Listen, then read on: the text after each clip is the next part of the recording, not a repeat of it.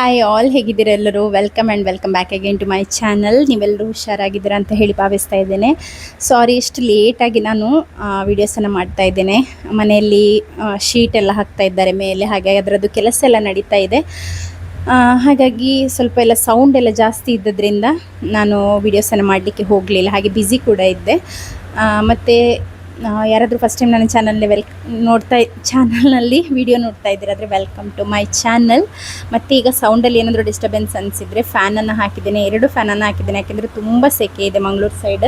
ಮಗು ಕೂಡ ನನ್ನ ಜೊತೆನೇ ಇದ್ದಾನೆ ಇಲ್ಲಿ ಬೆಡ್ಡಲ್ಲಿ. ಹಾಗಾಗಿ ಇವತ್ತು ಈ ವಿಡಿಯೋ ಶೂಟ್ ಮಾಡಲಿಲ್ಲ ಅಂದರೆ ಮತ್ತೆ ನನಗೆ ಟೈಮ್ ಸಿಗೋದಿಲ್ಲ. ಯಾಕೆಂದರೆ ಇನ್ನಿಬ್ಬರನ್ನು ನಾನು ತುಂಬ ಗಲಾಟೆ ಮಾಡ್ತಾಯಿದ್ರು. ಸಿಯೋನಿಗೆ ಮಧ್ಯಾಹ್ನ ಕರ್ಕೊಂಡು ಬರುವಂಥದ್ದು ಎಕ್ಸಾಮ್ ಆಗಿ. ಹಾಗೆ ಇಬ್ಬರು ತುಂಬ ಗಲಾಟೆ ಮಾಡ್ತಾಯಿದ್ರು ಅಂತ ಹೇಳಿ ಕಾರ್ಟೂನ್ ಹಾಕಿ ಕೊಟ್ಟಿದ್ದೇನೆ. ಹಾಗಾಗಿ ಅವರಷ್ಟಕ್ಕೆ ಅವರಿದ್ದಾರೆ.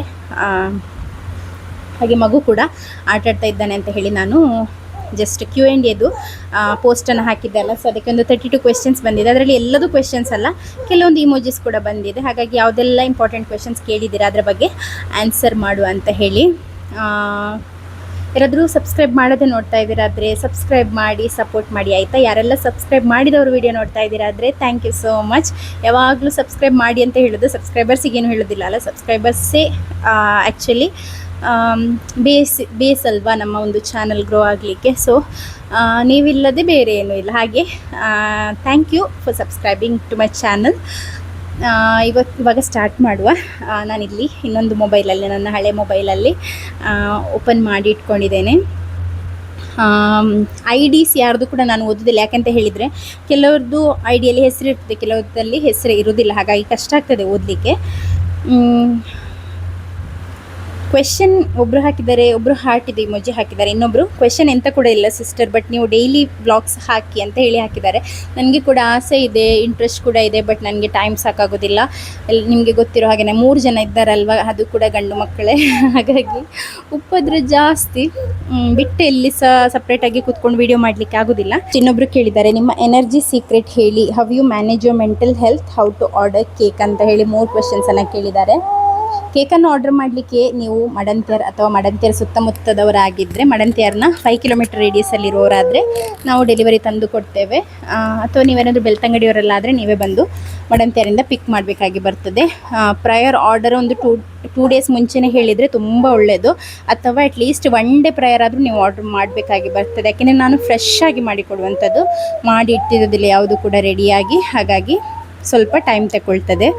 ನಿಮ್ಮ ಎನರ್ಜಿ ಸೀಕ್ರೆಟ್ ಹೇಳಿ. ಎನರ್ಜಿಗೆ ಸೀಕ್ರೆಟ್ ಎಂತ ಇಲ್ಲ, ಆಯಿತಾ? ಎನರ್ಜಿ ಇದ್ದ ಹಾಗೆ ನಿಮಗೆ ಕಾಣೋದಷ್ಟೇ. ರಾತ್ರಿ ಆಗುವಾಗ ನಾನು ಗಾಳಿ ತೆಗೆದ ಬಲೂನ್ ಆಗಿರ್ತದಲ್ಲ, ಹಾಗೆ ಅಷ್ಟು ಒಂದು ಮುದ್ದೆ ಆಗಿ ಹೋಗಿರ್ತೇನೆ ನನಗೆ, ಅಂದರೆ ಸುಸ್ತಾಗಿ. ಹಾಗಾಗಿ ನಾನು ಈಗ ಪುನಃ ಹೌಸ್ ಹೆಲ್ಪನ್ನು ಕೂಡ ಹೈರ್ ಮಾಡ್ಕೊಂಡಂಥದ್ದು. ಯಾಕೆಂದರೆ ನನಗೆ ಕಷ್ಟ ಆಗ್ತಾಯಿತ್ತು. 6 ಮಂತ್ಸ್ ಪೋಸ್ಟ್ ಪಾರ್ಟಮ್, ಅದು ಕೂಡ 3rd ಡೆಲಿವರಿ ಅಂತ ಹೇಳಿದರೆ ಅಷ್ಟು ಈಸಿ ಇಲ್ಲ. ಮೇಲಿಂದ ನೋಡುವಾಗ ಕೂಲ್ ಅಂತ ಹೇಳಿ ಅನಿಸ್ಬೋದು, ವಾವ್ ಇವರು ಡೆಲಿವರಿ ಆಗಿದ್ದಾರೆ, 3 ಡೆಲಿವರಿ ಆಯಿತು, ಎಷ್ಟು ಕೂಲ್ ಆಗಿದ್ದಾರೆ, ಕಾಮ್ ಆಗಿದ್ದಾರೆ, ಎಷ್ಟೊಂದು ಎನರ್ಜೆಟಿಕ್ ಆಗಿದ್ದಾರೆ ಅಂತ ಹೇಳಿ. ಬಟ್ ಎನರ್ಜಿ ಸೀಕ್ರೆಟ್ ಅಂತ ಹೇಳಿದರೆ, ನಾನು ನನ್ನನ್ನು ನಾನೇ 100 ಅಲ್ಲ, ನನ್ನ 200 ತನಕ ಪುಷ್ ಮಾಡಿ ಡೈಲಿ ಕೆಲಸ ಮಾಡುವಂಥದ್ದು. ಯಾಕೆಂತ ಹೇಳಿದರೆ ಮೊದಲಿಂದ ಕೂಡ ಕೆಲಸ ಮಾಡಿ ಅಭ್ಯಾಸ. ಹಾಗಾಗಿ ನನಗೆ ಸುಮ್ಮನೆ ಕೂತ್ಕೊಳ್ಳಿಕ್ಕೆ ಸಹ ಆಗೋದಿಲ್ಲ. ಈಗ ರೀಸೆಂಟ್ ಸ್ವಲ್ಪ ಎಲ್ಲ ಹೆಲ್ತ್ ಇಶ್ಯೂಸ್ ಬಂದಂದರೆ, ನಾನು ಹೇಳ್ತಾ ಇದ್ದೆ ಬ್ಯಾಕ್ ಪೇಯ್ನ್ ಇದೆ ಅಂತ ಹೇಳಿ, ಅದಕ್ಕೆ ಕೂಡ ಹೋಗಿದ್ದೆ. ಅವರು ರೆಸ್ಟ್ ಮಾಡಲಿಕ್ಕೆ ಹೇಳಿದರು, ಕಾಲಡಿಯಲ್ಲಿ ದಿಂಬಿಟ್ಟು ಮಲಗಿ ಅಂತ ಹೇಳಿ. ರಾತ್ರಿ ಕೂಡ ಹಾಗೆ ಮಲಗಲಿಕ್ಕೆ ನನಗೆ ಆಗ್ತಾ ಇಲ್ಲ, ಯಾಕೆಂದರೆ ಮಕ್ಕಳು ಇರುವಾಗ ಆಗೋದಿಲ್ಲ ಹಾಗೆ ಚೆಂದ ಮಾಡಿ ಮಲಗಲಿಕ್ಕೆಲ್ಲ. ರಾತ್ರಿ ನೀವು ಅಂದ್ಕೊಳ್ಬೋದು ಒಳ್ಳೆ ನಿದ್ದೆ ಆಗ್ತದೆ, ಹಾಗಾಗಿ ಬೆಳಿಗ್ಗೆ ಎದ್ದು ಎನರ್ಜೆಟಿಕ್ ಆಗಿರ್ತಾರೆ ಅಂತ ಹೇಳಿ. ಇಲ್ಲ, ನನಗೆ ನನ್ನ ಈ ಚಿಕ್ಕ ಮಗುವಿಗಿಂತ ಜಾಸ್ತಿ ಡೇಲನ್ನು ಉಪದ್ರ ಮಾಡ್ತಾನೆ. ರಾತ್ರಿ ಮಲಗಲಿಕ್ಕೆ ಬಿಡೋದಿಲ್ಲ ಅವನು.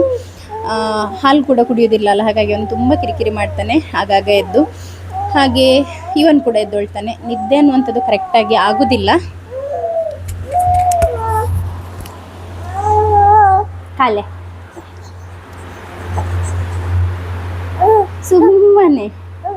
ಸುಮ್ಮನೆ ಕಿರಿಕಿರಿ ಮಾಡೋದು. ಹಾಗೆ ನಿದ್ದೆ ಸರಿಯಾಗಿ ಆಗೋದಿಲ್ಲ ನನಗೆ. ಟೋಟಲಿ ನಿಮಗೆ ನೋಡುವಾಗ ಹೇಗೆ ಕಾಣ್ತೀನಿ ನೋಡಿ, ಹಾಗೆ ಯಾವಾಗಲೂ ಇರೋದಿಲ್ಲ. ಕೆಲವೊಮ್ಮೆ ಎನರ್ಜಿ ಇರ್ತದೆ, ಪರವಾಗಿಲ್ಲ. ಇಷ್ಟು ನಾನೊಂದು ಟಾರ್ಗೆಟನ್ನು ಸೆಟ್ ಮಾಡ್ತೀನಿ, ಬೆಳಿಗ್ಗೆ ಇಷ್ಟರೊಳಗೆ ಇದೆಲ್ಲ ಕೆಲಸ ಆಗಬೇಕು ಅಂತ ಹೇಳಿ. ಸೊ ಆಲ್ಮೋಸ್ಟ್ ಆಗ್ತದೆ ಆ ಕೆಲಸಗಳು. ಕೆಲವೊಂದು ದಿನ ತುಂಬಾ ಎನರ್ಜಿ ಲೋ ಇರ್ತದೆ. ಹಾಗಾಗಿ ಎಲ್ಲ ದಿನ ಎಲ್ಲ ಒಂದು ಗೋಲ್ಸನ್ನು ಕೂಡ ಅಚೀವ್ ಮಾಡಲಿಕ್ಕೆ ಆಗ್ತದೆ ಅಂತ ಇಲ್ಲ.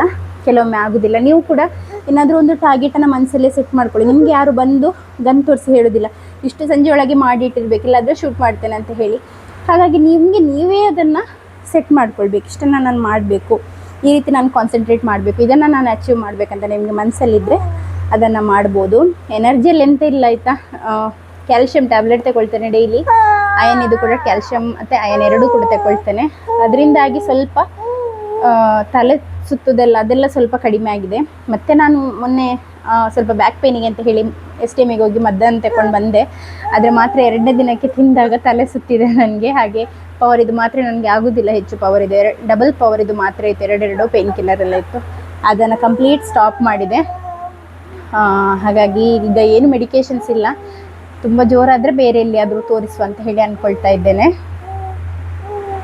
ನೆಕ್ಸ್ಟ್ ಮೆಂಟಲ್ ಹೆಲ್ತ್ ಏನಿಲ್ಲ ಆಯಿತಾ. ಒಂದು ಡೆಲಿವರಿ ಆಗುವಾಗ ನೀವು ಒಬ್ವಿಯಸ್ಲಿ ಡಿಪ್ರೆಷನಿಗೆ ಹೋಗ್ತೀರಾ. ಸೆಕೆಂಡ್ ಡೆಲಿವರಿಯಲ್ಲಿ ನೀವು ಅದನ್ನು ಕೋಪ್ ಅಪ್ ಮಾಡಿ ಹೇಗೆ ನೀವು ಸೆಲ್ಫ್ ಸರ್ವೈವ್ ಆಗಬೇಕು ಅನ್ನೋದನ್ನು ಕಲಿತೀರಾ. Third ಡೆಲಿವರಿಯಲ್ಲೇ ನೀವೇನಿಲ್ಲ pro ಆಗಿರ್ತೀರ. ಹಾಗಾಗಿ ಅಷ್ಟೊಂದು ಟೆನ್ಷನ್ ಇಲ್ಲ. ಬಟ್ ಫ್ಯಾಮಿಲಿ ಸಪೋರ್ಟ್ ಬೇಕು. ಹಸ್ಬೆಂಡ್ ಫ್ಯಾಮಿಲಿ ಎಲ್ಲ ಸಪೋರ್ಟಿವ್ ಆಗಿದ್ದರೆ ತೊಂದರೆ ಇಲ್ಲ. ಇಲ್ಲಾದರೆ ಸ್ವಲ್ಪ ಕಷ್ಟನೇ, ಸ್ವಲ್ಪ ಅಲ್ಲ ತುಂಬಾ ಕಷ್ಟ. ಮತ್ತು ಯಾವತ್ತಿದ್ರೂ ಕೂಡ ನಮ್ಮನ್ನು ನಾವೇ ಮೋಟಿವೇಟ್ ಮಾಡ್ಕೊಳ್ಬೇಕು, ನಮ್ಮನ್ನು ನಾವೇ ಫಸ್ಟ್ ಪ್ರಯಾರಿಟಿ ಕೊಡಬೇಕು. ಆಗ ಮಾತ್ರ ಲೈಫಲ್ಲಿ ನಮಗೆ ಅಂತ ಹೇಳಿ ನಮ್ಮನ್ನು ನಾವು ಪ್ರಯಾರಿಟೈಸ್ ಮಾಡುವಾಗ ಉಂಟಲ್ಲ ಎಲ್ಲ ಕರೆಕ್ಟಾಗಿ ಆಗ್ತದೆ. ಯಾವಾಗ ನಾವು ಫ್ಯಾಮಿಲಿಯನ್ನು ಮಕ್ಕಳನ್ನು ಪ್ರಯಾರಿಟೈಸ್ ಮಾಡ್ತಾ ಹೋಗ್ತೇವೆ ಆಗ ಎಲ್ಲದೂ ಕೂಡ ನಮಗೆ ಎಲ್ಲದೂ ಕೂಡ ಕಡಿಮೆ ಆಗ್ತಾ ಹೋಗ್ತದೆ, ಅವರಿಗೆಲ್ಲದೂ ಕೂಡ ಜಾಸ್ತಿ ಆಗ್ತಾ ಹೋಗ್ತದೆ. ಹೇಗೆ ಹೇಳಿದಂಥ ನಿಮಗೆ ನನ್ನ ಮನಸ್ಸಲ್ಲಿ ಒಂದು ಪಾಯಿಂಟ್ ಆಫ್ ವ್ಯೂ ಉಂಟು, ಹಾಗೆ ನಾನು ಹೇಳಿದ್ದು ನಿಮಗೆ ಅದು ಅರ್ಥ ಆಗ್ತದೆ ಅಂತ ಹೇಳಿ ಅಂದ್ಕೊಳ್ತೇನೆ. ವೆಯ್ಟ್ ಲಾಸ್ ಚಾಲೆಂಜ್ ಮಾಡಿ, ಇದೊಂದು ಇಂಪಾಸಿಬಲ್. ಯಾಕೆಂತ ಹೇಳಿದ್ರೆ ಫುಡ್ ಈಸ್ ಮೈ ಲೈಫ್ ಅನ್ನೋ ರೀತಿಯಲ್ಲಿ ನಾನು ತುಂಬಾ ಫುಡಿ. ನನಗೆ ಫುಡ್ಡಿಗೆ ನಾನು ತುಂಬ ಪ್ರಯಾರಿಟಿ ಕೊಡ್ತೇನೆ. ಫುಡ್ ಅದು ಕೂಡ ಟೇಸ್ಟಿ ಫುಡ್, ನಾನ್ ವೆಜಿಟೇರಿಯನ್ ಇದೆಲ್ಲ ನನಗೆ ತುಂಬ ಇಷ್ಟ. ಮತ್ತು ಫುಡ್ಡೊಂದು ಬಿಡಲಿಕ್ಕೆ ನನಗೆ ಆಗೋದಿಲ್ಲ. ನೀನೀಗ 6 ತಿಂಗಳಲ್ಲಿ ಸಾಯ್ತೀಯ ಫುಡ್ ಕಡಿಮೆ ತಿನ್ನಬೇಕಂತ ಹೇಳಿದರೆ ಕೂಡ ನಾನು ಹೋದ್ರೂ ಪರವಾಗಿಲ್ಲ, ನಾನು ತಿಂತೇನೆ ಅನ್ನೋಳೆ ಆಯಿತಾ. ಅದು ನಾನು ನಿಜವಾಗ್ಲೂ ಹೇಳುವಂಥದ್ದು ಪ್ರಾಕ್ಟಿಕಲ್. ಯಾಕಂದರೆ ನನಗೆ ಫುಡ್ ಬಿಟ್ಟಿರ್ಲಿಕ್ಕೆ ಆಗೋದಿಲ್ಲ. ಈಗ ನಮ್ಮ ಕಪ್ಪು ತಿಂಗಳು ಬಂದರೂ ಸಹ ನಾನು ಚಿಕನ್ ಫಿಶ್ ಇದೆಲ್ಲ ಯಾವುದು ಕೂಡ ಬಿಡೋದಿಲ್ಲ. ಯಾಕೆಂದರೆ ನನ್ನ ಪ್ರಕಾರ ಸ್ಯಾಕ್ರಿಫೈಸಸ್ ಬೇಕು. ಆದರೆ ಖಾಲಿ ತಿನ್ನೋ ವಸ್ತುವಲ್ಲಿ ಸ್ಯಾಕ್ರಿಫೈಸ್ ಮಾಡಿದರೆ ಸಾಕು. ಇಡೀ ವರ್ಷ ನೀನು ಬೇಕಾದಷ್ಟು ಪಾಪ ಮಾಡು, ಇವರಿಗೆ ಜೋರು ಮಾಡು, ಅವ್ರ ಮನಸ್ಸನ್ನು ಹರ್ಟ್ ಮಾಡು. ಆನಂತರ ನೀನು ವರ್ಷದ 1 ತಿಂಗಳು 42 ದಿನ ಉಪವಾಸ ಮಾಡಿ ನಾನ್ ವೆಜ್ ಬಿಟ್ಟು ಮಾಡಿದ ಕೂಡಲೇ ಎಲ್ಲ ಅಂದರೆ ಪುನಃ ವೈಟ್ ವಾಶ್ ಮಾಡಿದ ಹಾಗೆ ಆಗಿ ಹೋಗ್ತದ? ಇಲ್ಲ ಅಲ್ಲ. ಹಾಗೆ ಮಾಡೋದಾದರೆ ವರ್ಷ ಪೂರ್ತಿ ಅದೇ ರೀತಿ ಎಲ್ಲರಿಗೆ ಕನಿಕರ ತೋರಿಸುವಂಥದ್ದು, ಯಾರ ಬಗ್ಗೆ ಚಾಡಿ ಹೇಳದಿರುವಂಥದ್ದು ಅದೆಲ್ಲ ಮಾಡಬೇಕಾಗ್ತದೆ. ಎಲ್ಲರೂ ಪಾಪಿಗಳು, ಎಲ್ಲರೂ ಪಾಪ ಮಾಡೋರೆ. ಆದಷ್ಟು ಕಂಟ್ರೋಲ್ ಮಾಡಲಿಕ್ಕೆ ನೋಡಬೇಕು. ಅದನ್ನು ಬಿಟ್ಟು ಫುಡ್ ಮಾತ್ರ ಕಂಟ್ರೋಲ್ ಮಾಡೋದು ಸರಿಯಲ್ಲ ಅಂತ ಹೇಳಿ ನನ್ನ ಪಾಯಿಂಟ್. ಹಾಗೆ ನನಗೆ ಫುಡ್ ಬಿಡಲಿಕ್ಕೆ ಆಗೋದಿಲ್ಲ, ನಾನು ಎಲ್ಲ ತಿಂತೇನೆ. ಹಾಗಾಗಿ ನನಗೆ ವೆಯ್ಟ್ ಲಾಸ್ ಚಾಲೆಂಜ್ ಒಂದು ಕೇಳಿಬಿಡಿ, ಅದೊಂದು ನನಗೆ ಆಗೋದಿಲ್ಲ. ವೀಡಿಯೋಗೋಸ್ಕರನಾದರೂ ಪರವಾಗಿಲ್ಲ, ವ್ಯೂಸ್ ಬರಲಿ ಬರೋದೇ ಇರಲಿ, ಐ ಡೋಂಟ್ ಕೇರ್. ಬಟ್ ನನಗೆ ಫುಡ್ ಬಿಡಲಿಕ್ಕೆ ಆಗೋದಿಲ್ಲ ಆಯಿತಾ. ನಾನು ಅದೊಂದು ಮಾಡೋದಿಲ್ಲ. ನೆಕ್ಸ್ಟ್ 3 ಮಕ್ಕಳನ್ನ ನೋಡ್ಕೊಳ್ಳಿಕ್ಕೆ ಮತ್ತು ಮನೆ ಕೆಲಸ, ಕೇಕ್ ವರ್ಕ್ ಹೇಗೆ ಎಷ್ಟು ಎನರ್ಜಿ ಹೇಳಿ ಸಿಸ್. ಮಾಡ್ತಾ ಇದ್ದೆ ನಾನು. ಬಟ್ ಈಗ ಹೌಸ್ ಹೆಲ್ಪನ್ನು ಹೈರ್ ಮಾಡಿದ್ದೆವು. ಮೊದಲು ಪ್ರೆಗ್ನೆನ್ಸಿ ಟೈಮ್ನಲ್ಲಿ ಪೋಸ್ಟ್ಪಾರ್ಟಮಲ್ಲಿ ಹೈರ್ ಮಾಡಿದ್ವಿ ಅಲ್ಲ, ಸೊ ಅದೇ ಲೇಡಿ ಅವರನ್ನೇ ಪುನಃ ಹೈರ್ ಮಾಡಿದೆ. ಯಾಕೆಂದರೆ ಅವ್ರಿಗೆ ಆಲ್ರೆಡಿ ಕೆಲಸ ಕೂಡ ಗೊತ್ತಿದೆ. ನಮಗೆ ಅಂದರೆ ಡೈಲಿ ಬೇಡ ಇತ್ತು. ಈಗ ನಾವು ಕೇಕ್ ಪಾಪಪ್ಸ್ ಎಲ್ಲ ಮಾಡುವಾಗ ತುಂಬ ಪಾತ್ರೆ ಎಲ್ಲ ಇರ್ತದೆ, ಆಗ ನನಗೆ ಕಷ್ಟ ಆಗ್ತಾಯಿತ್ತು. ಸೊಂಟ ಕೂಡ ನನ್ನೊಂದು ನೋವಲ್ಲ, ಹಾಗೆ ಹೈರ್ ಮಾಡಿದ್ದೇವೆ ಅವರನ್ನು. ಅವರಿಗೆ ಕೂಡ ಡೈಲಿ ಒಂದು ಇನ್ಕಮ್ ಆದ ಹಾಗೆ ಆಗ್ತದಲ್ಲ, ಹಾಗಾಗಿ ಡೈಲಿ ಬರ್ತಾರೆ ಅವರು. 2 hours ಮಾಡಿ ಲಂಚೆಲ್ಲ ಮಾಡಿ ಹೋಗ್ತಾರೆ. ಹಾಗೆ ಅವರನ್ನು ಪುನಃ ಹೈರ್ ಮಾಡಿದ್ದೇವೆ ನಾವು. ಯಾಕೆಂದರೆ ಮೇಯ್ನ್ ರೀಸನ್ ಅಂತ ಹೇಳಿದರೆ ನನಗೆ ಒಂದು ಟೈಮ್ ಸಾಕಾಗೋದಿಲ್ಲ, ಇನ್ನೊಂದು ನನಗೆ ರೆಸ್ಟ್ ಮಾಡಲಿಕ್ಕೆ ಹೇಳಿದ್ದಾರೆ. ಈ ರೀತಿ ಬಗ್ಗುವಂಥದ್ದು, ಅಂಥದ್ದು ಕೆಲಸ ಎಲ್ಲ ಆದಷ್ಟು ಕಡಿಮೆ ಮಾಡಲಿಕ್ಕೆ ಹೇಳಿದ್ದಾರೆ. ಹಾಗಾಗಿ ನನ್ನ ಹೆಲ್ತನ್ನು ನಾನು ಈಗ ಪ್ರಯಾರಿಟೈಸ್ ಮಾಡಲೇಬೇಕು. ನನ್ನ ಮಕ್ಕಳು ಚಿಕ್ಕವರಿದ್ದಾರೆ. ಹಾಗಾಗಿ ನನಗೆ ಸ್ವಲ್ಪ ಮೆಂಟಲ್ ಪೀಸ್ ಸಿಗಲಿಕ್ಕೋಸ್ಕರ ನನ್ನ ಟೈಮ್ ಅಂತ ಸಿಗೋದಿಲ್ಲ, ಆದರೆ ಸಿಕ್ಕಿದ ಟೈಮಲ್ಲಿ ಮಕ್ಕಳನ್ನ ಕೇರ್ ಮಾಡಲಿಕ್ಕೆ, ಈಗ ಇವನಿಗೆ ಕೂಡ ಸಾಲಿಡ್ಸ್ ಕೊಡಲಿಕ್ಕಿದೆ. ಹಾಗಾಗಿ ಅದಕ್ಕೆಲ್ಲ ಎಕ್ಸ್ಟ್ರಾ ಟೈಮ್ ರಿಕ್ವೈರ್ ಆಗ್ತದೆ. ಎಲ್ಲ ಕೆಲಸವನ್ನು, ಮನೆ ಕೆಲಸ, ಕೇಕಿದು ಕೆಲಸ, ಆನ್ಲೈನ್ ಬಿಸ್ನೆಸ್ಸಿದು ಕೆಲಸ, ಬ್ಯಾಗ್ಸ್, ಈಗ ನಾನು ಪೋಸ್ಟ್ ಎಲ್ಲ ಹಾಕಿದ್ದೇನೆ, ಕಮ್ಯುನಿಟಿ ಪೋಸ್ಟ್, ಬ್ಯಾಗ್ಸ್ ಇದು ಪುನಃ ಸ್ಟಾರ್ಟ್ ಮಾಡಿದ್ದೇನೆ. ಅದರ ಎನ್ಕ್ವೈರೀಸ್ ಅದು ಇದು ಎಲ್ಲ ಅಂತ ಹೇಳುವಾಗ ಉಂಟಲ್ಲ, ಎಲ್ಲ ತಲೆಯೊಳಗೆ ಕಿಚಡಿ ಮಾಡಿದ ಹಾಗೆ ಆಗ್ತಾ ಇರ್ತದೆ. ಹಾಗಾಗಿ ಅದಕ್ಕೆಲ್ಲದಕ್ಕೆ ರಿಪ್ಲೈ ಮಾಡಲಿಕ್ಕೆಲ್ಲ ಟೈಮ್ ಬೇಕಲ್ಲ, ಅದಕ್ಕೋಸ್ಕರನೇ ಎಲ್ಲದಕ್ಕೆ ಟೈಮ್ ಮ್ಯಾನೇಜ್ ಆಗೋದಿಲ್ಲ. ನನ್ನ ಮಕ್ಕಳಿಗೆ ಕೊಡಲಿಕ್ಕಿರುವಂಥ ಟೈಮ್ ನನಗೆ ಇಂಪಾರ್ಟೆಂಟ್. ಹಾಗಾಗಿ ಆ ರೀತಿಯಲ್ಲಿ ನಾವು ಡಿಸೈಡ್ ಮಾಡಿ ಹೌಸ್ ಹೆಲ್ಪನ್ನು ಹೈರ್ ಮಾಡಿದ್ದೇವೆ. ಅಡಿಗೆ ಅತ್ತೆ ಮಾಡುವಂಥದ್ದು, ಬೆಳಿಗ್ಗೆದು ಬ್ರೇಕ್ಫಾಸ್ಟ್ ಉಳಿದದ್ದೆಲ್ಲ ನಾನು ಮಾಡ್ತೇನೆ, ಗುಡಿಸಲಿಕ್ಕೆ ಒರೆಸಲಿಕ್ಕೆ ಅವ್ರು ಬರ್ತಾರೆ, ಹಾಗೆ ಅತ್ತೆ ಅಡಿಗೆ ಮಾಡ್ತಾರೆ. ಹಾಗಾಗಿ ಅಲ್ಲಿಂದ ಅಲ್ಲಿಗೆ ಆಗ್ತಾ ಹೋಗ್ತದೆ. ನಾನು ಏನಿದ್ರು ಕೂಡ ಕಟ್ಟಿಂಗ್ ಶಾಪಿಂಗ್ ಅಂಥದ್ದೆಲ್ಲ ಮಾಡಿ ಪಾತ್ರೆ ಎಲ್ಲ ಕ್ಲೀನ್ ಮಾಡಿ ಕೊಟ್ಟು ಹೆಲ್ಪ್ ಮಾಡ್ತೇನೆ ಅಷ್ಟೇ. Next, how you manage your 3 kids, especially little one, sleepless night, again morning routine with one first and second one, business really great, you could start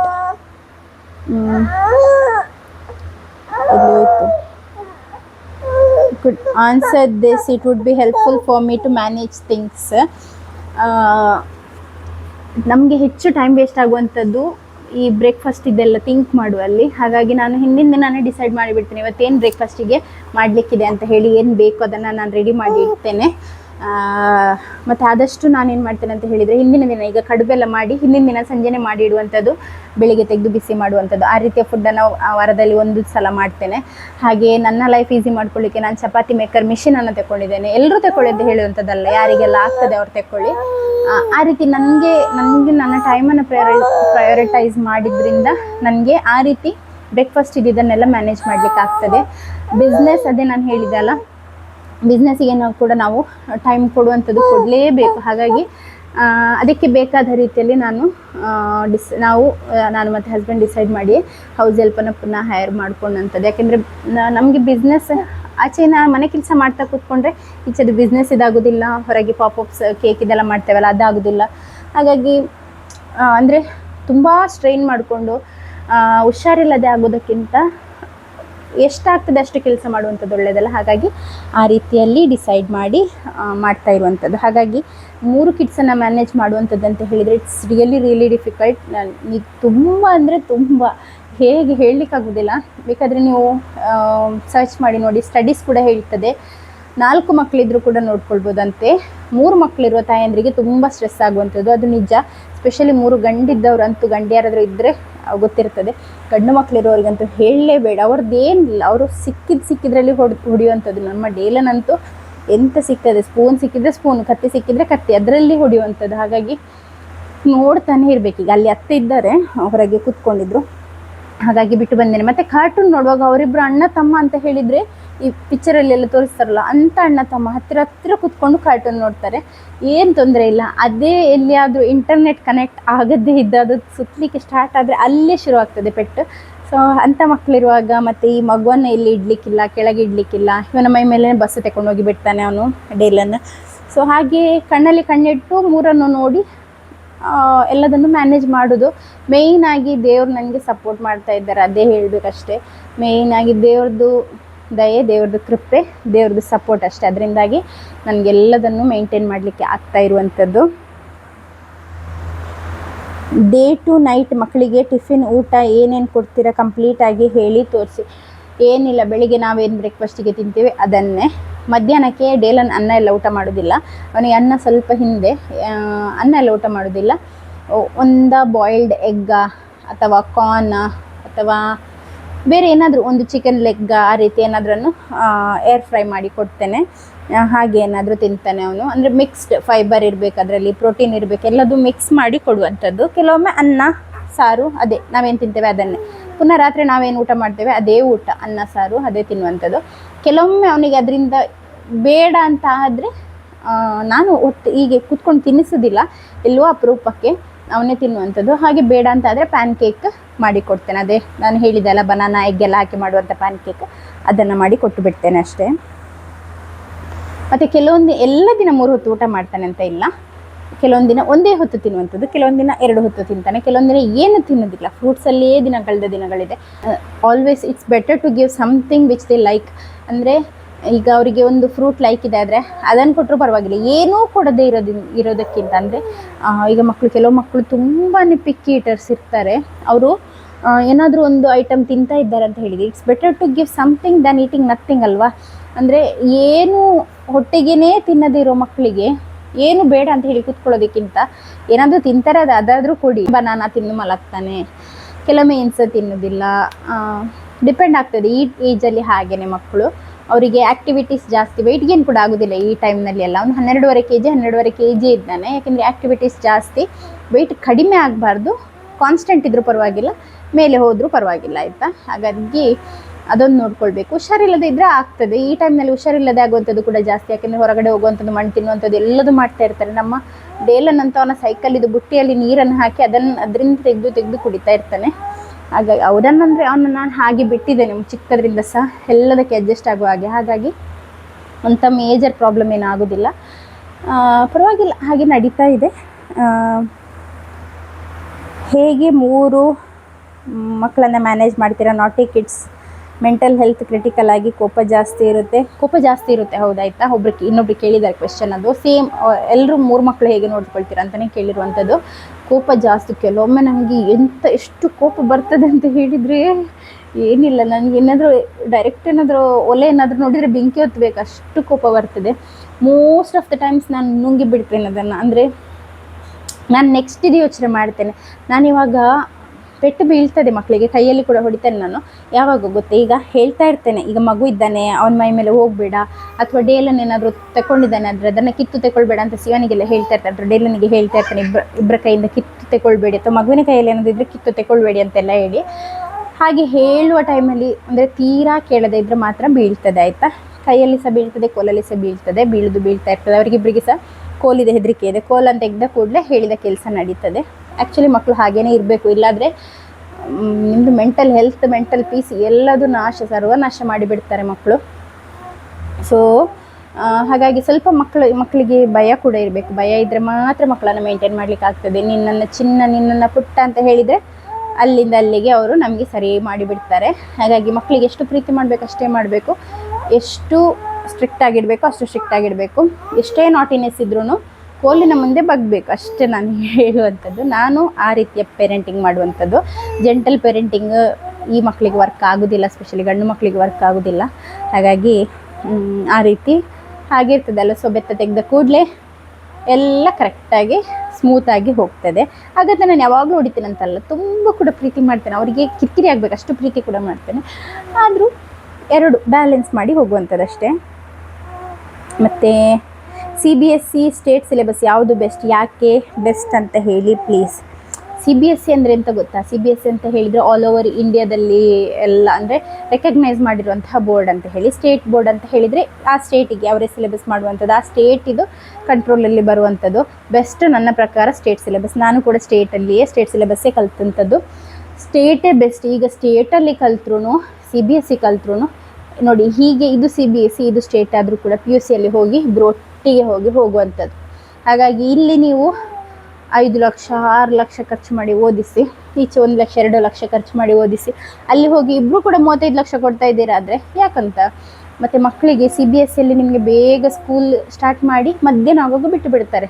CBSEಯಲ್ಲಿ exams ಜಾಸ್ತಿ, syllabus ಜಾಸ್ತಿ, ಕಲೀಲಿಕ್ಕೆ ತುಂಬ. ಅಂದರೆ ಸ್ಟೇಟಲ್ಲಿ ನಿಮಗೆ ಹೇಗೆ ಅಂತ ಹೇಳಿದರೆ ಮೇನ್ ಕಲಿಸಿಬಿಡ್ತಾರೆ. CBSEಯಲ್ಲಿ ಇನ್ ಡೆಪ್ತ್ ಹೋಗಿ ಕಲಿಸುವಂಥದ್ದು.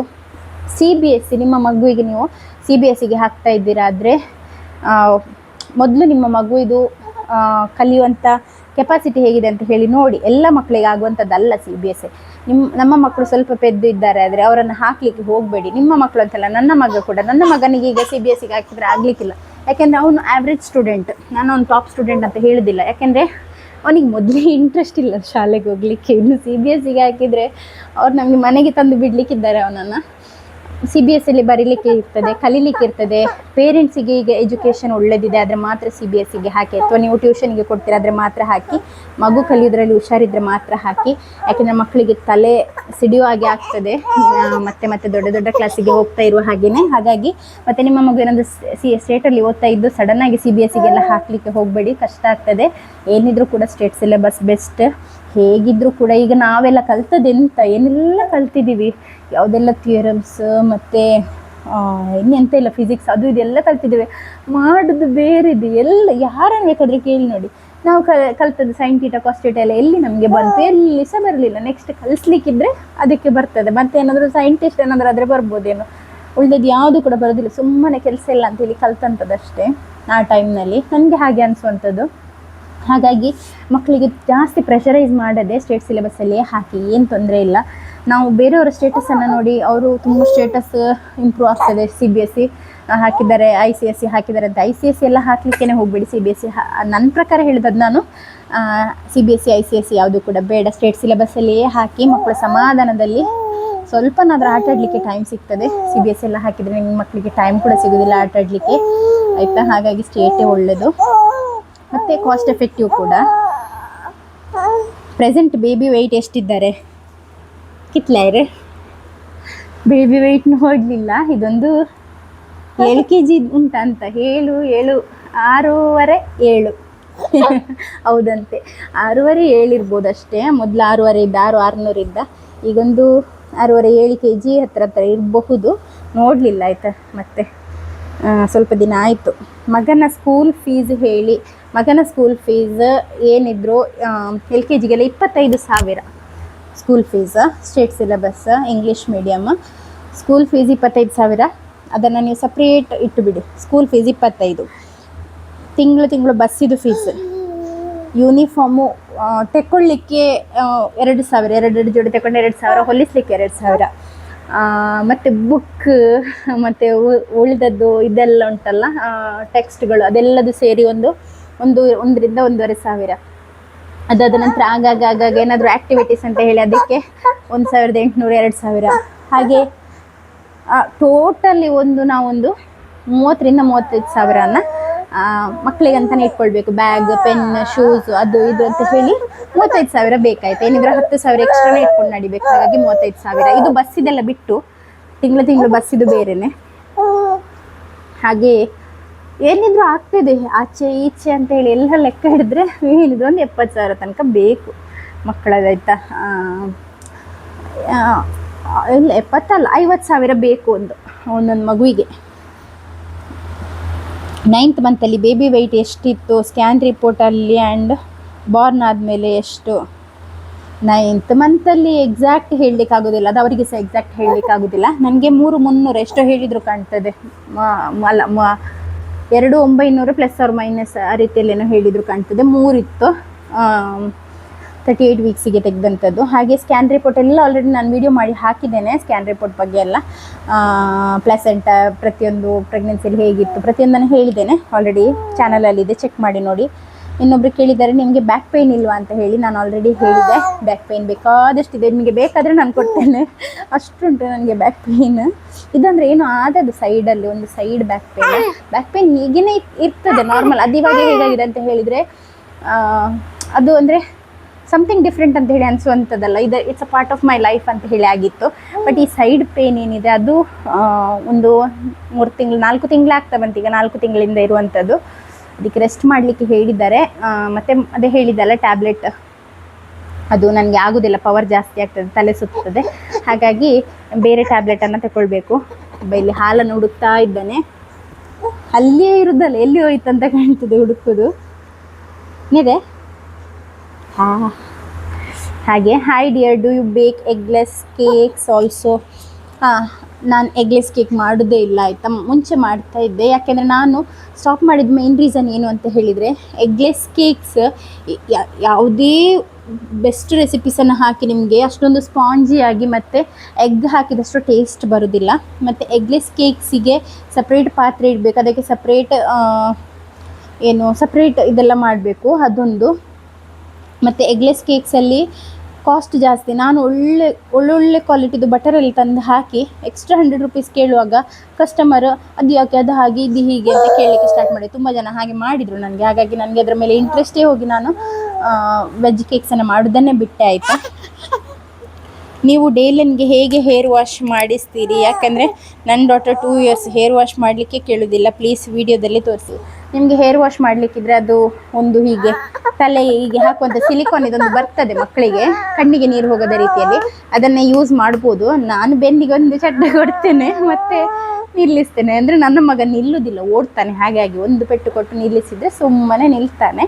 ಮತ್ತು ಮಕ್ಕಳಿಗೆ ಹೀಗೆ ಮುಖಕ್ಕೆ ಡೈರೆಕ್ಟ್ ನೀರು ಹಾಕಿದರೆ ಅವರಿಗೆ ಹೆದರಿಕೆ ಆಗ್ತದೆ, ಉಸಿರಾಡಲಿಕ್ಕೆ ಅವರಿಗೆ ಗೊತ್ತಿಲ್ಲ. ನಮಗೆ ಅದ್ರ ಗೊತ್ತಾಗ್ತದೆ ಬಾಯಿಂದ ಉಸಿರಾಡಬೇಕಂತ ಹೇಳಿ. ನಾನೀಗ ಬಾಯಿಂದ ಉಸಿರಾಡಂತ ಹೇಳಿದ್ರು ಅವನಿಗೆ ಗೊತ್ತಾಗೋದಿಲ್ಲ.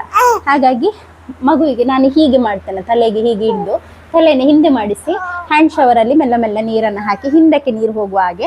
ಮತ್ತೇನು ಮಾಡ್ತೇನೆ ಅಂತ ಹೇಳಿ, ಇಲ್ಲಿ ಎಲ್ಲದು ಸ್ವಲ್ಪ ಸೋಪ್ ಇದ್ರೆ ಬೇಗ ಬೇಗ ಹಾಕಿ ಬಿಡ್ತಾನೆ. ಅವ್ರು ಅವಾಗ ಹೀಗೆ ಹೀಗೆ ಮಾಡ್ತಾರಲ್ಲ, ಅಲ್ಲಿಂದ ಅಲ್ಲಿಗೆ ಸರಿ ಆಗ್ತದೆ.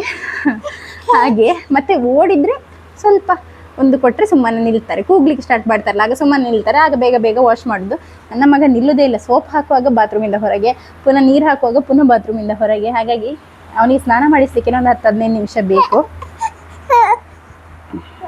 ನಿಮಗೆ ಥರ್ಡ್ ಸಿ ಸೆಕ್ಷನ್ ಬಗ್ಗೆ ಹೇಳಿ, ಅದು ಬೇರೆ ಜಾಗದಲ್ಲಿ ಮಾಡಿದ್ದಾರೆ. ಈಗ ನಾವು ಹೇಗೆ ನೋವು ಕೇಳಿದಿರಬೇಕು, ಮೇ ಬಿ ನಾವು ಆಗಿದೆ ಅದು. ಇಲ್ಲ, ನಿಮಗೆ ಎಷ್ಟೇ ಆಪ್ರೇಷನ್ಸ್ ಸಿ ಸೆಕ್ಷನ್ಸ್ ಆದರೂ ಕಟ್ ಮಾಡಿದ್ರ ಮೇಲೆ ಕಟ್ ಮಾಡುವಂಥದ್ದು, ಪುನಃ ಅಲ್ಲೇ ಕಟ್ ಮಾಡುವಂಥದ್ದು, ಬೇರೆ ಕಡೆ ಕಟ್ ಮಾಡೋದಿಲ್ಲ ಅವರು. ಹಾಗಾಗಿ ಒಮ್ಮೆ ಎಲ್ಲಿ ಕಟ್ಟಿದೆ ನೋಡಿ ನಿಮಗೆ, ಅದರ ಮೇಲೇ ಕಟ್ ಮಾಡುವಂಥದ್ದು ಪುನಃ. ನೋವು ಈಗಲೂ ಇದೆ ನನಗೆ, ಯಾಕೆಂದರೆ ನನಗೆ ಮೇ ಬಿ ಸ್ಕಾರ್ ಟಿಶ್ಯೂ ಜಾಸ್ತಿ ಇದೆ. ಹಾಗಾಗಿ ನಾನು ಆಲ್ರೆಡಿ ಹೇಳಿದ್ದೇನೆ, ಸೈಡ್ ತಿರುಗಿ ಮಲಗಿದರೆ ನನಗೆ ಈಚೆ ತಿರುಗಬೇಕಾದ್ರೆ ಹೊಟ್ಟೆಗೆ ಸಪೋರ್ಟ್ ಕೊಡಬೇಕು. ಕೌಚೆಲ್ಲ ಮಲಗಿದ್ದೀನಿ ಆದರೆ ತುಂಬ ನೋವಾಗ್ತದೆ. ಕೌಚೆ ಅಂದರೆ ಸ್ವಲ್ಪ ಸೈಡ್ ತಿರುಗಿ ಜಾಸ್ತಿ ಈಚೆ ಟಿಲ್ಟಾಗಿ ಮಲಗಿದ್ರು ಕೂಡ ನನಗೆ ನೋವಾಗ್ತದೆ. ಹೊಟ್ಟೆ ರೈಟ್ ಲೋವರ್ ಅಬ್ಡಮನ್ ತುಂಬ ನೋವಿದೆ. ಹಾಗೆ ಅದೊಂದು. ಟ್ಯೂಬೆಕ್ಟಮಿ ಮಾಡಿದ್ದೀರಿ ಅಲ್ವಾ, ನಿಮಗೆ ಬ್ಲೀಡಿಂಗ್ ಎಷ್ಟು ಮಂತಲ್ಲಿ ಸ್ಟಾಪ್ ಆಗಿದೆ? ನನಗೆ 3 ಮಂತ್ ಬ್ಲೀಡಿಂಗ್ ಆಗಿದೆ ಟ್ಯೂಬೆಕ್ಟಮಿ ಮಾಡಿ. ಈಗ baby 5 month, but still bleeding ಆಗುತ್ತೆ. ಇದು ಏನಿರ್ಬೋದು, ನಿಮಗೆ ಹೇಗೆ ಆಗಿದೆ? ಟ್ಯೂಬೆಕ್ಟಮಿ ಮಾಡಿದ್ರಲ್ಲಿ ನಿಮಗೆ ಮೇಯ್ನು ಅಂಥದ್ದೇನು ಬ್ಲೀಡಿಂಗ್ ಆಗುವಂಥದ್ದು ಅಂಥದ್ದೇನಿಲ್ಲ, ಟ್ಯೂಬ್ಸ್ ಕಟ್ ಮಾಡುವಂಥದ್ದು. ಅದಕ್ಕೆ ಮತ್ತು ಬ್ಲೀಡಿಂಗಿಗೆ ಸಂಬಂಧನೇ ಇಲ್ಲ. ನಿಮಗೆ ಟ್ಯೂಬೆಕ್ಟಮಿ ಮಾಡಿಸದೇ ಇದ್ದರೂ ನಾರ್ಮಲ್ ಪೀರಿಯಡ್ಸ್ ಯಾವ ರೀತಿಯಲ್ಲಿ ಆಗ್ತದೆ ಹಾಗೆ ಆಗಲೇಬೇಕು. ನನ್ನ ಪೀರಿಯಡ್ಸ್ ಏನಿಲ್ಲ, ಸೋಲ್ಜರ್ಸ್ ರೀತಿಯಲ್ಲಿ 28 ಡೇಸಿಗೆ ಕರೆಕ್ಟಾಗಿ ಬಂದು, ನಾನು ಇಷ್ಟು ದಪ್ಪ ಇದ್ದೇನಲ್ಲ, ನನಗೆ 73 kg ಇದ್ದೇನೆ. ಮೇ ಬಿ ಈಗ ಜಾಸ್ತಿ ಕೂಡ ಆಗಿರ್ಬೋದು, 74-75 ಆಗಿರ್ಬೋದು, ನನಗೆ ಗೊತ್ತಿಲ್ಲ, ನಾನು ತೂಕನೇ ಮಾಡಲಿಲ್ಲ. ಹಾಗಾಗಿ ಕಡಿಮೆ ಒಂದಾಗಲಿಲ್ಲ, ಅದು ಗೊತ್ತು, ಜಾಸ್ತಿ ಆಗಿರ್ಬೋದು. ಆದರೆ ನನ್ನ ಪೀರಿಯಡ್ಸ್ ಏನಿಲ್ಲ, ಇನ್ನು ತುಂಬಾ ನಿಷ್ಠಾವಂತ ಒಂದು ಸೈಕಲ್ಸ್ ನಂದು. 28 ಡೇಸಿಗೆ ಕರೆಕ್ಟ್ ಹಾಜರಾಗ್ತಾರೆ. 8 ಡೇಸ್ ತನಕ ಇರ್ತದೆ ನನಗೆ ಬ್ಲೀಡಿಂಗ್. ಅದಾದ ನಂತರ ನಿಲ್ಲುವಂಥದ್ದು, ಸ್ವಲ್ಪ ಆಗಿ ಒಂದು ಅರೌಂಡ್ 10th ಅಥವಾ 12th ಡೇಗೆ ಕಂಪ್ಲೀಟ್ ಸ್ಟಾಪ್ ಆಗಿ ಆಗುವಂಥದ್ದು. ಕೆಲವೊಮ್ಮೆ ನನಗೆ 8th to 9th ಡೇಗೆ ಸ್ಟಾಪ್ ಆಗ್ತದೆ, ಅದು ಹೇಳಲಿಕ್ಕಾಗೋದಿಲ್ಲ. ಮುಂಚೆಲ್ಲ ನನಗೆ 12 ಡೇಸ್ ತನಕ ಜಾಸ್ತಿ ಫ್ಲೋ ಇರ್ತಿತ್ತು. ಈಗ ಫ್ಲೋ ತುಂಬ ಇದೆ, ಅಂದರೆ ಬ್ಲೀಡಿಂಗ್ ತುಂಬ ಆಗ್ತದೆ. ಟ್ಯೂಬೆಕ್ಟಮಿ ಅಂತ ಅಲ್ಲ, ಡೆಲಿವರಿ ಆದ ನಂತರ ನನಗೆ ಒಂದು 30-35 ಡೇಸ್ ಏನೋ ಬ್ಲೀಡಿಂಗ್ ಇತ್ತು. ಅದಾದ ನಂತರ ಸ್ಟಾಪ್ ಆಯಿತು. ಅದಾದ ನಂತರ ನೆಕ್ಸ್ಟ್ ಮಂತ್, ಅಂದರೆ ಅದಾಗಿ ಸ್ಟಾಪ್ ಆದ ನೆಕ್ಸ್ಟ್ 28 ಡೇಸಲ್ಲಿ ಪುನಃ ಸ್ಟಾರ್ಟ್ ಆಯಿತು. ಹಾಗೆ ಈಗ ಎವ್ರಿ ಮಂತ್ 28 ಡೇಸಿಗೆ ಕರೆಕ್ಟಾಗಿ ರೆಗ್ಯುಲರ್ ಪೀರಿಯಡ್ಸ್ ಆಗ್ತಾ ಇದೆ. ಆದರೆ ಬ್ಲೀಡಿಂಗ್ ತುಂಬ ಜಾಸ್ತಿ ಇದೆ. ಫಸ್ಟ್ 3 ಡೇಸ್ ಕಂಡಬಟ್ಟೆ ಬ್ಲೀಡಿಂಗ್ ಇದೆ. ಅದಾದ ನಂತರ ಹೊಟ್ಟೆ ನೋವು ಕೂಡ ಇದೆ, ಸೊಂಟ ನೋವು ಎಲ್ಲದೂ ಇದೆ. ಮೊದಲಿನ ಹಾಗೆ ಹೇಗಿತ್ತು ಹಾಗೇ ಇದೆ. ಅದಕ್ಕೆ ನಾನು ಗೋಂದು ಯಾವಾಗಲೂ ತಗೊಳ್ತೇನೆ, ಮಳೆಗಾಲ ಆಗಲಿ ಯಾವ ಕಾಲ ಆಗಲಿ ಗೋಂದನ್ನೊಂದು ತಗೊಳ್ತೇನೆ. ಹಾಗಾಗಿ ಅದೊಂದು ಮಾಡ್ತೇನೆ. ಮತ್ತು ಟ್ಯೂಬೆಕ್ಟಮಿಗೂ ಆ ರೀತಿ ಇರ್ರೆಗ್ಯುಲರ್ ಆಗಿ 3 ಮಂತ್ಸ್ ಎಲ್ಲ ಪೀರಿಯಡ್ಸ್ ಆಗುವಂಥದ್ದು ಅದು ಒಳ್ಳೆಯದಲ್ಲ. ನೀವು ಜಸ್ಟ್ ತೋರಿಸಿ, ಅದಕ್ಕೂ ಯೂಟ್ರಸ್ಸಿಗೂ ಏನು ಸಂಬಂಧ ಇಲ್ಲ. ಇದು ಜಸ್ಟ್ ಟ್ಯೂಬ್ಸ್ ಕಟ್ ಮಾಡುವಂಥದ್ದು, ಎಗ್ ಬರದೇ ಇರಲಿಕ್ಕೋಸ್ಕರ ಮಾಡುವಂಥದ್ದು ಅಷ್ಟೇ. ಹಾಗಾಗಿ ಇದಕ್ಕೆ ಸಂಬಂಧ ಇಲ್ಲ. ಜಸ್ಟ್ ತೋರಿಸಿ ನೋಡಿ, ಟ್ಯೂಬೆಕ್ಟಮಿ ಆದರೂ ಆಗದೇ ಇದ್ರೂ ಈ ರೀತಿ ಆಗಬಾರ್ದು, ತೋರಿಸಿ ಆಯಿತಾ. ಈಗ ಹೇಗಿದ್ದೀರಾ? ಈಗ ಚೆನ್ನಾಗಿದ್ದೀನಿ, ಏನು ತೊಂದರೆ ಇಲ್ಲ, ಅಂದರೆ ದೊಡ್ಡ ಮೇಜರ್ ತೊಂದರೆ ಏನಿಲ್ಲ. ದೇವರು ನನಗೆ ಒಳ್ಳೆ ಆರೋಗ್ಯ ಕೊಟ್ಟಿದ್ದಾರೆ. ಸಿಸ್, ನಿಮ್ಮ ಮನೆ ಎಲ್ಲಿ ಆಗುತ್ತೆ? ಪುಂಜಾಲಕಟ್ಟೆಯಲ್ಲಿ. ನನ್ನ ನಾದಿನಿ ಮನೆ ಕೂಡ ಅಲ್ಲೇ ಇರುವಂಥದ್ದು. ಪುಂಜಾಲಕಟ್ಟೆಯಿಂದ 1-1.5 ಕಿಲೋಮೀಟರ್ ಇದೆ ಆಯಿತಾ ಒಳಗೆ. ನನಗೆ ಏರ್ ಫ್ರೈಯರ್ ಬಳಸುವ ಆಸೆ ಇದೆ, ಆದರೆ ಭಯ, ಬಳಸುವ ಬಗ್ಗೆ ಸರಿಯಾಗಿ ತಿಳಿದಿಲ್ಲ, ಸಿಡಿದು ಹೋದರೆ ಅನ್ನೋ ಭಯ. ಆರೋಗ್ಯ ದೃಷ್ಟಿಯಿಂದ ಒಳಿತೋ ಹಾನಿಯೋ ಹೇಳಿ ಅಂತ ಹೇಳಿ ಒಬ್ಬರು ಕಾಮೆಂಟ್ ಮಾಡಿದ್ದಾರೆ. ಏರ್ ಫ್ರೈಯರ್ ನಿಜವಾಗ್ಲೂ ವರ್ತ್ ಇಟ್ ಅಂತ ಹೇಳಿ ನನಗೆ ಅನಿಸ್ತದೆ. ಅದರ ಬಗ್ಗೆ ಡಿಟೇಲ್ಡ್ ವಿಡಿಯೋ ಸದ್ಯದಲ್ಲೇ ಹಾಕ್ತೇನೆ, ಸ್ವಲ್ಪ ದಿನ ವೆಯ್ಟ್ ಮಾಡಿ ಆಯಿತಾ. ಸೌದೆ ಒಲೆ ಗ್ಯಾಸ್ದು ಡೀಟೇಲ್ ತಿಳಿಸಿ. ಓಪನ್ ಆಗ್ತಾ ಇಲ್ಲ. ಮೇ ಬಿ ಅವ್ರು ಕೇಳಿದ್ದು ಬಾಯ್ಲರ್ ಇದ್ದು ಕಾಣ್ತದೆ. ಅದು ಪುತ್ತೂರಿಂದ ಇಲ್ಲಿಂದ ತಗೊಂಡದ್ದ ಅಂತ ನನಗೆ ಕರೆಕ್ಟ್ ಗೊತ್ತಿಲ್ಲ. 35,000-37,000 ಏನೋ ಅಷ್ಟೇನೋ ಆಯಿತು ಅಂತ ಹೇಳಿದ್ದು ಕೇಳಿದ್ದೇನೆ. ಬಾಯ್ಲರ್ ಇದಾಯ್ತು ಅದು. ನನಗೆ ಅದ್ರ ಬಗ್ಗೆ ಕರೆಕ್ಟ್ ಡೀಟೇಲ್ಸ್ ಗೊತ್ತಿಲ್ಲ, ಹಾಗಾಗಿ ಹೇಳ್ತಾ ಇಲ್ಲ ನಾನು. 3 ಗಂಡು ಮಕ್ಕಳದ್ದು ಸ್ಕ್ಯಾನಿಂಗ್ ರಿಪೋರ್ಟ್ ತೋರಿಸಿ, ಪ್ಲೆಸೆಂಟ ಯಾವುದಿತ್ತು ಹೇಳಿ. ಆಲ್ರೆಡಿ ವಿಡಿಯೋ ಇದೆ ಚಾನಲ್ನಲ್ಲಿ, ಜೆಂಡರ್ ಹೇಗೆ ಗೊತ್ತಾಗ್ತದೆ ಅಂತ ಹೇಳಿ, ಅದನ್ನು ಚೆಕ್ ಮಾಡಿ. ನಿಮ್ಮ ಮಗುವಿಗೆ ಸಾಲಿಡ್ಸ್ ತಿನ್ನಿಸ್ಲಿಕ್ಕೆ ಏನು ಪ್ರಿಪ್ರೇಷನ್ ಮಾಡ್ಕೊಂಡಿದ್ದೀರಾ? ನೀವು ಕೇಳಿದ ಟೈಮಲ್ಲಿ ಏನು ಪ್ರಿಪ್ರೇಷನ್ ಮಾಡ್ಕೊಂಡಿರಲಿಲ್ಲ ಅಂತ. ಅದು ದೊಡ್ಡ ಯುದ್ಧ ಏನಲ್ಲ, ಹೋಗಿ ಅಂದರೆ ಮೊದಲೇ ಪ್ರಿಪೇರ್ ಮಾಡಿ ಇಟ್ಕೊಳ್ಳಿಕ್ಕೆ ಅಂತ ಹೇಳಿ ಏನಿಲ್ಲ, ಸಿಂಪಲ್ ಥಿಂಗ್ಸಿಂದ ಸ್ಟಾರ್ಟ್ ಮಾಡುವಂಥದ್ದು. ಕ್ಯಾರೆಟ್, ಪೊಟೆಟೊ, ಸ್ವೀಟ್ ಪೊಟೆಟೊ ಇಂಥದ್ದನ್ನೆಲ್ಲ ತಂದಿಟ್ಕೊಳ್ಳಿ, ಪ್ಯೂರಿ ಮಾಡಿ ಕೊಡಿ. ಒಮ್ಮೆ ಅವರ ಹೊಟ್ಟೆ ಅಡ್ಜಸ್ಟ್ ಆಗೋ ತನಕ, ಅವರ ಡೈಜೆಸ್ಟಿವ್ ಸಿಸ್ಟಮ್ ಅಡ್ಜಸ್ಟ್ ಆಗೋ ತನಕ, ಮತ್ತು ಖುಷಿಯಿಂದ ತಿಂತಾರೆ, ಖುಷಿಯಿಂದ ಮೋಷನ್ ಕೂಡ ಮಾಡ್ತಾರೆ, ಇಲ್ಲಾದರೆ ಕಿರಿಕಿರಿ ಮಾಡ್ತಾರೆ. ಸೊ ಆಯಿತು, ಇಷ್ಟೇ ಕ್ವೆಶನ್ಸ್ ಇದ್ದಂಥದ್ದು. ಹೋಪ್ ಈ ವಿಡಿಯೋದಲ್ಲಿ ಎಲ್ರಿಗೆ ಕ್ಲಾರಿಟಿ ಕೊಟ್ಟಿರ್ತೀನಿ ಅಂತ ಹೇಳಿ. ಮಕ್ಕಳೇ ಹಾಗೆ, ಎಷ್ಟು ಜಾಗ್ರತೆ ಮಾಡಿದರೆ ಕೂಡ ಸಾಕಾಗೋದಿಲ್ಲ ಅಲ್ವಾ? ಸೊ ಇಷ್ಟೇ ಇವತ್ತಿನ ವಿಡಿಯೋ, ಆಯಿತಾ? ನಿಮಗೆ ಹೋಪ್ ನಿಮ್ಮ ಡೌಟ್ಸ್ ಎಲ್ಲ ಕ್ಲಿಯರ್ ಆಗಿದೆ ಅಂತ ಹೇಳಿ ಅಂದ್ಕೊಳ್ತೇನೆ. ಎಷ್ಟು ಸೌಂಡ್ ಬಂದಿದೆ ನನಗೆ ಗೊತ್ತಿಲ್ಲ, ಯಾಕೆಂದರೆ ಮೈಕ್ ಆಗಾಗ ಟಚ್ ಮಾಡ್ತಾನೆ ಇದ್ದ. ಸೊ ಈ ವಿಡಿಯೋ ಇಷ್ಟ ಆದರೆ ಲೈಕ್ ಮಾಡೋದನ್ನು ಮರಿಬೇಡಿ. Thank you so much for watching. Bye.